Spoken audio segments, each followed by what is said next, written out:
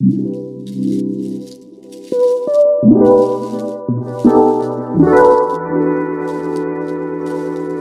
this is Razerview, and today we're talking Wreck-It Ralph 2. I'm so gutted because this is a movie that I really wanted to like. I loved the first one. I loved the trailer. I thought it was going to be great. I was excited to see it over the Thanksgiving holiday, and I didn't like it at all. I was really disappointed by this film. I really like this genre where you have the animated films like Up, pretty much any of the Pixar films, and they're relatable for all ages. Anyone can see them and still have a good time. I generally love all these animated films where you can just go in and have fun.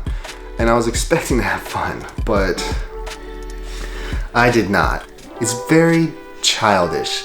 You know, with all the other films, they cast a wide net and anyone can find something that they can relate to. And they definitely try to relate to the older audience, but this is definitely focused toward children. The humor just wasn't on point. I mean, John C. Reilly does a great job in the role, but I just feel like the material for this one is aimed to a younger target audience. So if you have kids, I'm sure they'll like it.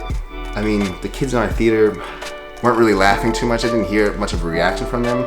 Maybe I had a very well-behaved audience, but I didn't hear anything per se. So, I mean, where to begin with this? The plot was kind of all over the place, and I thought that by them exploring the internet, they would have so much more material to work with. And granted, this is one thing that I did love about it, was their interpretation of the internet. That was a lot of fun. What they did with each website, like Amazon, eBay, and having them visit all these different locations. That was the most entertaining part of the film, and I got the most kicks out of that. But after that, I mean, they do visit a few other games where you're introduced to Gal Gadot's character, and she's awesome. She's great. But aside from that, man, it was rough. I love what they did with the Disney characters. That was a lot of fun, and they did a great job with that. And I was thinking, this movie must be so expensive because they did a lot of licensing with it. But the central theme behind this film is letting your friends grow without you, or dealing with insecurities and having an identity crisis, which is not something that I thought a lot of kids deal with. I don't know. I mean, I feel like that's something you're dealing with a lot older in your age, but it still didn't really hit the mark for me. And it's a really big theme throughout this film. And man, I just did not like it. And then it got to a point when this film, it was just boring and I wanted it to be over. I actually thought the movie was over, so we started to get up and walk out. And then the movie still goes on for another 20 minutes, which it goes into this tripophobic nightmare. And I don't know why they put that on the screen. I don't know why they thought that would be a good idea, but that's the last taste you have in your mouth for this film, and it's not good. It's just gross to look at.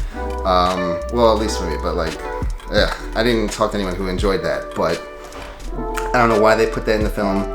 It ended on a sour note for me. I don't want to see a sequel, but what I think they could do is if they take Gal Gadot's character and they give her a spin-off series on Netflix, yeah, you could definitely do some work with that. But you know, it's disappointing because I thought when they go to the internet you'd have so much more to work with, but I feel like they missed the mark with this one.